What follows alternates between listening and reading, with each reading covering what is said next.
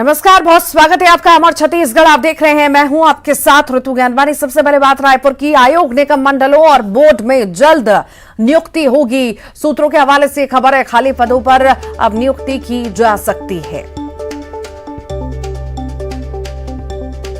आयोग निगम मंडलों और बोर्ड में जल्द नियुक्ति होगी। सूत्रों के हवाले से यह खबर है कि जल्द नियुक्ति हो सकती है।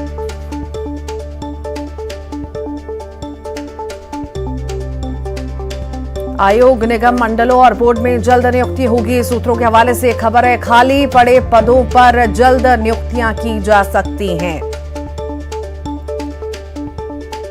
खाली पड़े पदों पर जल्द नियुक्तियां हो सकती है। सूत्रों के हवाले से यह खबर है, आयोग निगम मंडलों और बोर्ड में जल्द नियुक्ति होने की संभावना है। सूत्रों के हवाले से ये बड़ी खबर आपको बता रहे हैं, खाली पदों पर नियुक्तियां की जा सकती हैं।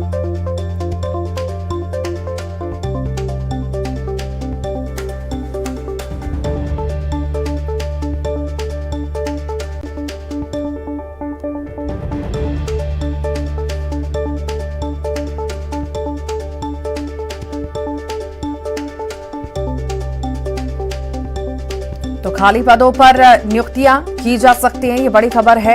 आयोग निगम मंडलों और बोर्ड में जल्द नियुक्ति हो सकती है। ज्यादा जानकारी के लिए हमारे साथ हमारे सहयोगी अभी जुड़ेंगे। खाली पदों पर नियुक्ति की जा सकती है, ये बड़ी खबर आपको बता रहे हैं। सूत्रों के हवाले से आयोग निगम मंडलों और बोर्ड में जल्द नियुक्ति हो सकती है। सूत्रों के हवाले से ये बड़ी खबर है।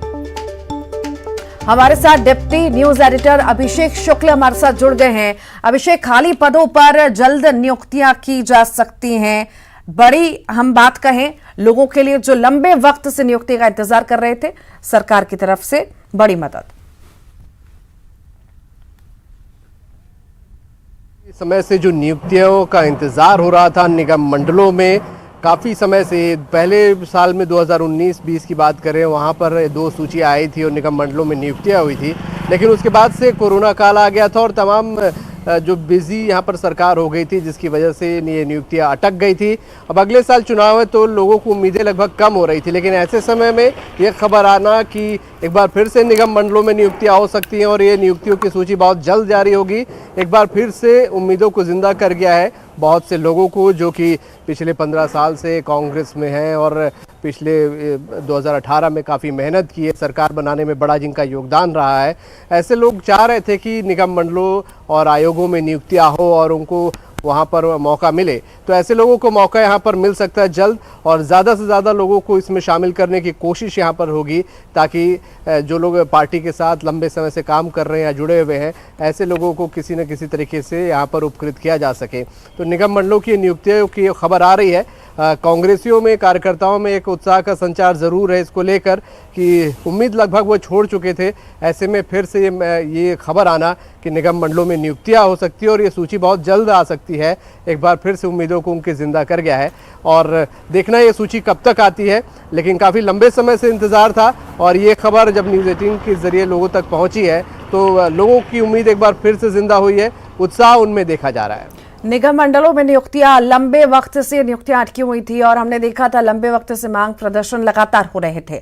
अब कहीं ना कहीं उम्मीद की एक किरण अभिषेक जागी है। तो आखिर इसकी रणनीति किस तरह से तैयार की जाएगी, क्या प्रोसेस होगा, इस बारे में कुछ जानकारी आपके पास?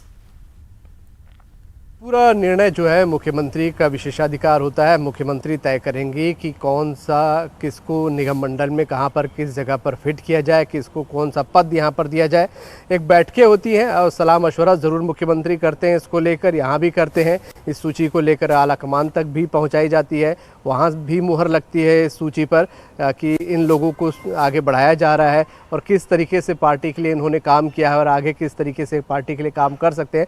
बहुत सारे समीकरण होते हैं, सियासी समीकरण भी होते हैं, कुछ पिछले होते हैं, कुछ मौजूदा होते हैं। इन तमाम समीकरणों को देखा जाएगा, परखा जाएगा, विचार विमर्श। मुझे लगता है कि अब ये मैसेज आ रहा है कि जल्द ये सूची जारी हो सकती है, तो विचार विमर्श हो गया होगा। मुहर लगना मुझे लगता है कि बाकी है।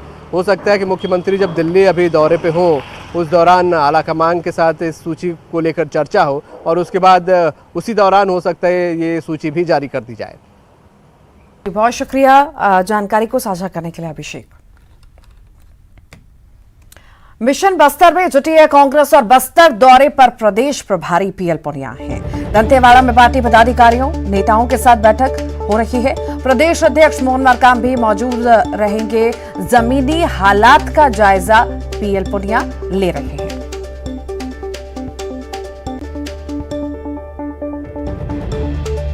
बस्तर दौरे पर प्रदेश प्रभारी पीएल पुनिया हैं और बता दें आपको दंतेवाड़ा में पार्टी पदाधिकारियों नेताओं के साथ बैठक होगी। प्रदेश अध्यक्ष मोहन मरकाम भी बैठक में मौजूद रहेंगे। जमीनी हालात का जायजा पीएल पुनिया ले रहे हैं। बस्तर दौरे पर प्रदेश प्रभारी पीएल पुनिया हैं।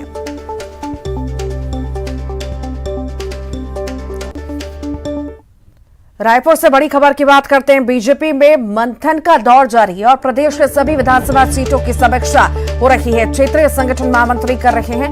बैठक हो रही है। आज बलौदाबाजार, भाटापारा और कसडोल की समीक्षा होगी। क्षेत्रीय संगठन महामंत्री अजय जामवाल, प्रदेश संगठन महामंत्री पवन साय और सांसद मौजूद रहेंगे।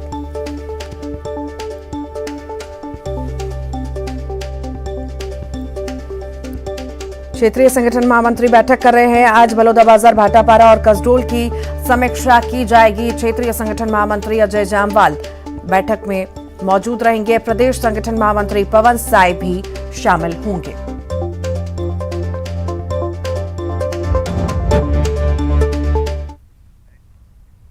प्रदेश में 1 नवंबर से धान खरीदी शुरू हो रही है। धान खरीदी के लिए क्या है तैयारियां? प्रदेश के खाद्य मंत्री अमरजीत भगत से न्यूज 18 ने खास बातचीत की।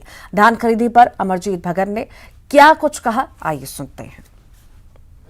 1 नवंबर को छत्तीसगढ़ के लिए बड़ा दिन, क्योंकि ये राज्योत्सव का दिन भी है और किसानों के लिए बड़ा दिन, क्योंकि इस दिन से धान खरीदी भी शुरू हो रही है। हमारे साथ प्रदेश के खाद्य मंत्री और संस्कृति मंत्री अमरजीत भगत हैं। धान खरीदी की कितनी तैयारियां? धान खरीदी की पूरी तैयारियां और किसानों के लिए सबसे बड़ा दिन, सबसे बड़ा त्योहार 1 नवंबर, जिस दिन धान खरीदी हो रही है। प्रदेशवासियों के लिए भी 1 नवंबर छत्तीसगढ़ का स्थापना दिवस, बहुत बड़ा दिन, और उस दिन छत्तीसगढ़ का जन्मदिन है। उसी दिन राष्ट्रीय आदिवासी नृत्य महोत्सव का भी आयोजन, तो पूरी तरह से उत्सव का माहौल रहेगा, खुशी का माहौल रहेगा। और किसानों के लिए तो जबरदस्त खुशी का माहौल रहेगा कि धान खरीदी, और सबसे ज्यादा किसानों को जो दाम मिल रहा है वो छत्तीसगढ़ में मिल रहा है। पहले बीजेपी लगातार कह रही थी कि 1 नवंबर से धान खरीदी शुरू होनी चाहिए, अब सरकार कर भी रही है। अब आरोप लग रहा है कि अब तैयारी पूरी नहीं है, तो क्या बारदाने की कमी जैसी बात इस बार तो नहीं आएगी? कहीं से भी कोई कमी नहीं आएगी। इस समय हम पहले से मुस्तैद हैं, तैयारी है। जहां जहां पिछली बार दिक्कत आई थी उसको हमने ठीक कर लिया है। छत्तीसगढ़ के स्थापना दिवस के जश्न की तैयारियों पर भी अमरजीत भगत ने बात की, आइए सुनते हैं।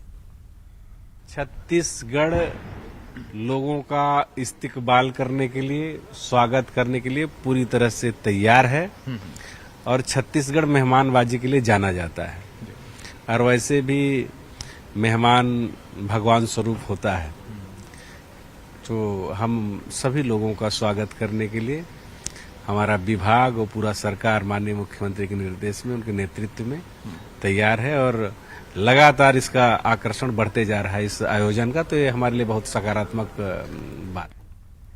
रायपुर में राष्ट्रीय आदिवासी नृत्य महोत्सव की तैयारियां जोर शोर से चल रही हैं और गृह मंत्री ताम्रध्वज साहू ने साइंस कॉलेज मैदान वो पहुंचे, कार्यक्रम स्थल का निरीक्षण उन्होंने किया और राष्ट्रीय आदिवासी नृत्य महोत्सव की तैयारियों का जायजा लिया।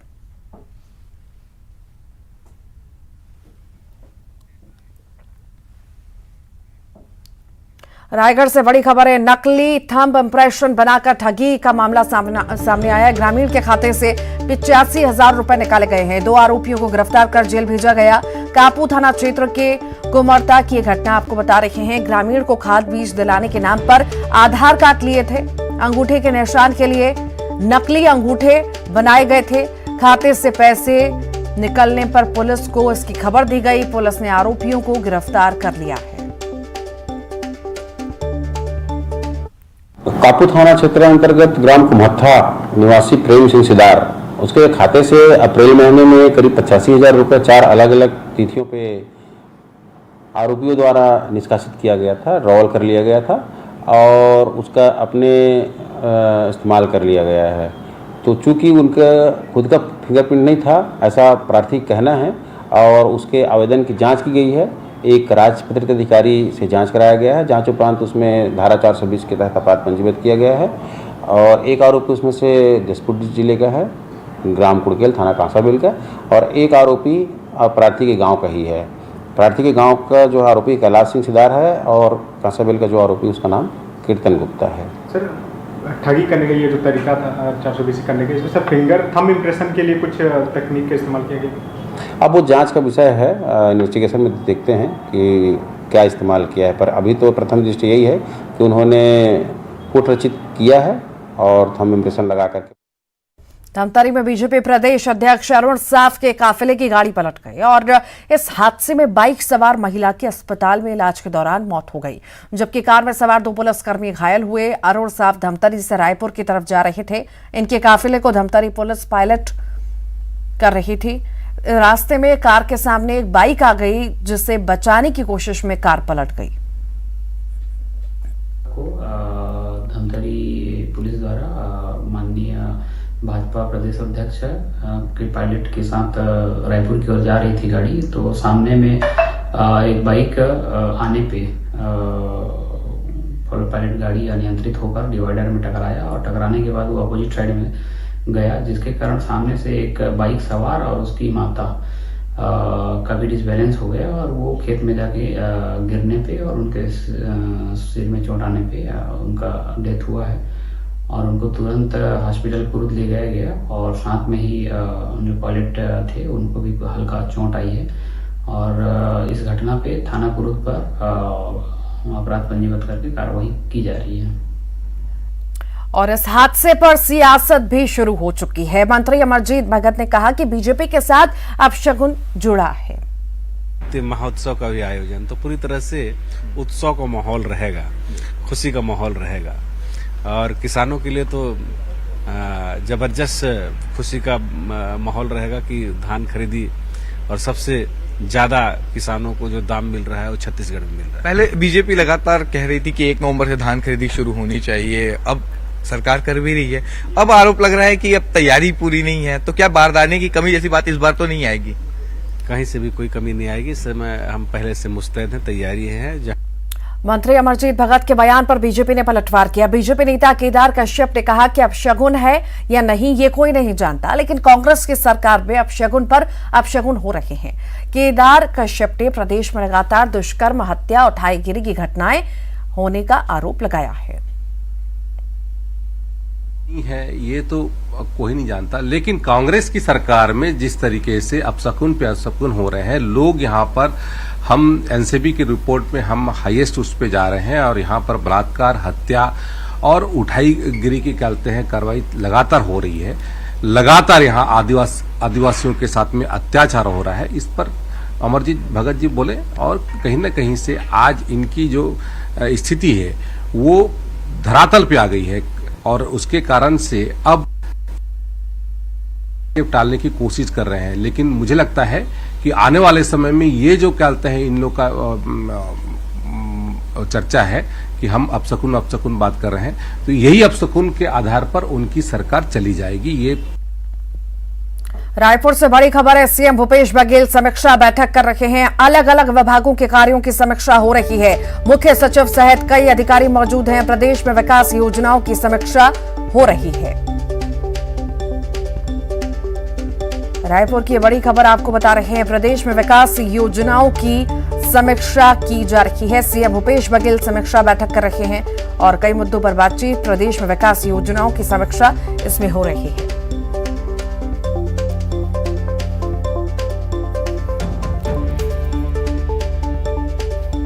सीएम भूपेश बघेल समीक्षा बैठक कर रहे हैं। अलग अलग विभागों के कार्यों की समीक्षा हो रही है।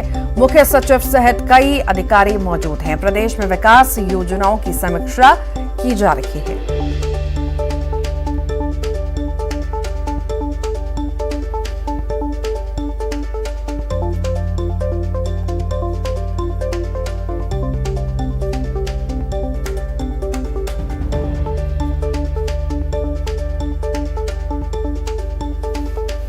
प्रदेश में विकास योजनाओं की समीक्षा हो रही है। ये बड़ी खबर आपको बता रहे हैं। सीएम भूपेश बघेल समीक्षा बैठक कर रहे हैं। कई मुद्दों पर चर्चा। प्रदेश में विकास की योजनाओं की समीक्षा मुख्यमंत्री कर रहे हैं।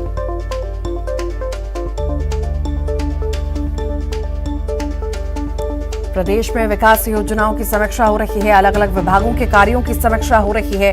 मुख्य सचिव सहित कई अधिकारी इस बैठक में मौजूद हैं। प्रदेश में विकास योजनाओं की समीक्षा की जा रही है। सीएम भूपेश बघेल समीक्षा कर रहे हैं।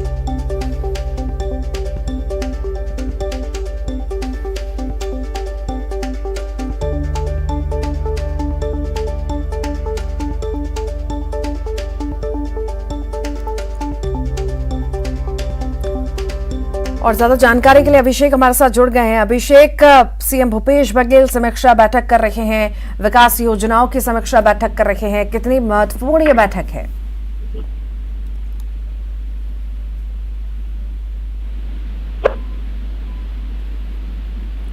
अभिषेक, सुन पा रहे हैं आप? जी बिल्कुल, मैं आपको बता दें कि मुख्यमंत्री समीक्षा बैठक इस वक्त कर रहे थे। मुख्य सचिव के साथ विभिन्न विभागों के अधिकारियों के साथ मौजूद है और इस समीक्षा बैठक में राज्य की जो विकास की योजनाएं हैं, किस तरीके से ग्राउंड लेवल पर वो योजनाएं पहुंची है, क्या उनका अपडेट है, जैसी तमाम चीजों को मुख्यमंत्री वहां पर इस समीक्षा बैठक में उन्होंने देखा है। और मुख्यमंत्री जो भेंट मुलाकात में जाते हैं, जो फीडबैक उनको मिलता है, उस आधार पर भी वो इन समीक्षा बैठकों में चर्चा करते हैं अधिकारियों के साथ और बैठकें करते हैं। इन बैठकों के जरिए ही तमाम कोशिशें यहाँ पर होती है। मुख्यमंत्री को जो फीडबैक मिलता है कि कामों को बहुत बेहतरीन तरीके से आगे बढ़ाया जाए या कुछ दिक्कत मुख्यमंत्री को नजर आती है, उन दिक्कतों को दूर करने के लिए निर्देशित मुख्यमंत्री यहाँ पर करते हैं। तो ये समीक्षा बैठक इसी को लेकर है। जी जी, बहुत शुक्रिया जानकारी को साझा करने के लिए अभिषेक। मुंगेली के लोरबे सहकारी बैंक में बेगांव के नाम पर केसीसी घोटाले का मामला सामने आया। यहां किसान क्रेडिट कार्ड से लोन की राशि निकाली गई। किसानों को इसका पता नहीं है। बताया जा रहा है कि किसानों के नाम पर बिचौलियों ने धान भी बेचा और इनके खाते से लोन की राशि भी निकाल ली। इतना ही नहीं, किसान सम्मान निधि की राशि भी निकाल ली गई। मामले के खुलासे के बाद कलेक्टर ने तत्कालीन बैंक मैनेजर सहित बिचौलियों के खिलाफ एफआईआर के निर्देश दिए। किसानों के बयान भी लिए गए हैं।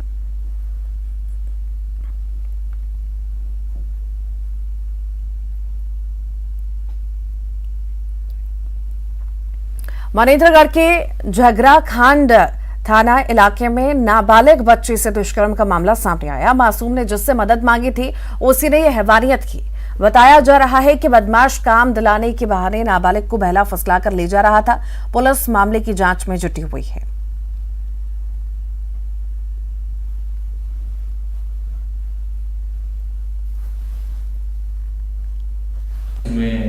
पहले भूमि हिंसा में दर्ज किया गया था। बालिका को गिरफ्तार किया। उसने बताया कि एक व्यक्ति के द्वारा उसका दहेज शोषण किया गया। उसके बाद इसमें 376 लगा के 2 आरोपियों को गिरफ्तार कर लिया गया। जशपुर से बड़ी खबर है। एनएच 43 की बदहाली को लेकर लुडेग में चक्का जाम हुआ है। सड़क पर उड़ती धूल और गड्ढों से ग्रामीण परेशान हैं। गुस्साए ग्रामीणों ने चक्का जाम किया। रोड पर कई किलोमीटर लंबी गाड़ियों की कतारें भी देखने को मिली। मौके पर पुलिस प्रशासन पहुंचा। पत्थलगांव के लुडेग का ये मामला आपको बता रहे हैं।